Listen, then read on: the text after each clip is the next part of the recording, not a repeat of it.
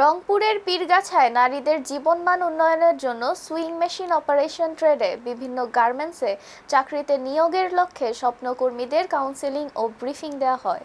মঙ্গলবার ২৮ অক্টোবর উপজেলা পরিষদ হলরুমে উৎপাদনশীল ও সম্ভাবনাময় কর্মের সুযোগ গ্রহণে নারীদের সামর্থ্য উন্নয়ন স্বপ্ন দ্বিতীয় পর্যায় প্রকল্পের উপভোগকারীদের কাউন্সেলিং ও ব্রিফিং দেন ইউএসডি ওর স্বপ্ন দ্বিতীয় পর্যায় প্রকল্পের প্রজেক্ট কোঅর্ডিনেটর আইয়ুব হোসেন সুজন।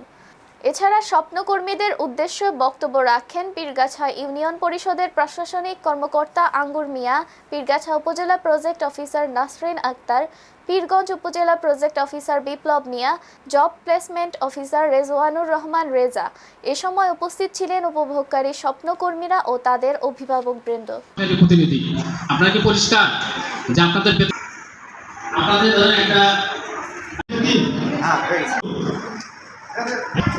কারণ যদি মনে হয় আমি আরেকটা ছবি কি আগ্রহ বাড়ছে না কমছে, কোন টাকা ঋণ লাগছে এত মনে সবার সাথে কথা বলবো।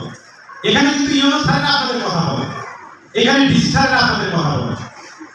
আমাদের প্রকল্পটাই হচ্ছে স্থানীয় সরকারের প্রকল্প, আর ইএসডি হচ্ছে সহযোগী সংস্থা। যেহেতু সরকারের এত জনবল নেই, এটা তো ঠিক। এই স্বপ্ন কেন দেখাচ্ছে, কার জন্য দেখাচ্ছে, কাকে দেখাচ্ছে?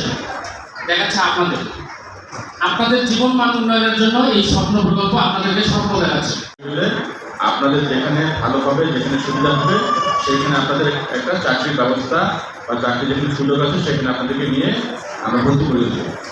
ইতিমধ্যে আমাদের ঠাকুরগাঁ কেন্দ্র থেকে রিসার্চ করছেন ইউনিয়ন থেকে এরকম আমার কানে আসছে যে অভিভাবকরা আপনারা বলতেছেন যে আসলে কোথায় ট্রেনিংয়ে যাবে, ওখানকার পরিবেশ কেমন থাকবে, মানে একটা নেগেটিভ চিন্তা ভাবনা আপনাদের মধ্যে আছে, অনেকেরই আছে এটা। তো আমি মনে করি যে আজকের এই সেশনটার পর এরকম চিন্তা ভাবনা আপনাদের থাকার কথা নয়।